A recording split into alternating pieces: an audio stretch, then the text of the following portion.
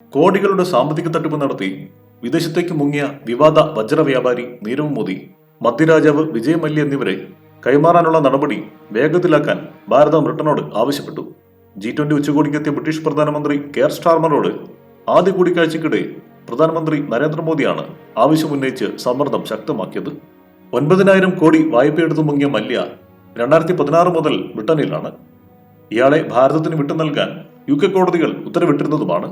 പക്ഷെ നടപടികൾ ഇഴയുകയാണ്. പഞ്ചാബ് നാഷണൽ ബാങ്കിനെ കബളിപ്പിച്ച് 13,000 കോടി തട്ടിയ നീരവ് മോദി 5 വർഷമായി ലണ്ടൻ ജയിലിലാണ്. ഇയാളെ വിട്ടു നൽകാനും ബ്രിട്ടീഷ് കോടതി ഉത്തരവിട്ടിട്ടുണ്ട്.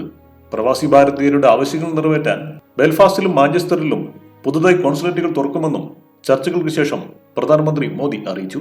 ഭാരതവും ബ്രിട്ടനും തമ്മിലുള്ള സ്വതന്ത്ര വ്യാപാര കരാർ സംബന്ധിച്ച ചർച്ചകൾ അടുത്ത വർഷം പുനരാരംഭിക്കുമെന്നും ബ്രിട്ടീഷ് പ്രധാനമന്ത്രി കെയർ സ്റ്റാർമർ പറഞ്ഞു.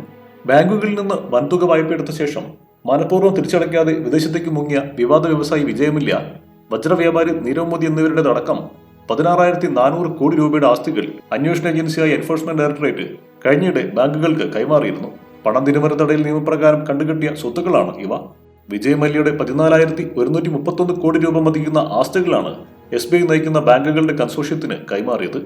നീരവ് മോദിയുടെ 1,052 കോടി രൂപയുടെ ആസ്തികൾ പഞ്ചാബ് നാഷണൽ ബാങ്ക് നേതൃത്വം നൽകുന്ന ബാങ്കിംഗ് കൺസോർഷ്യത്തിനും കൈമാറി.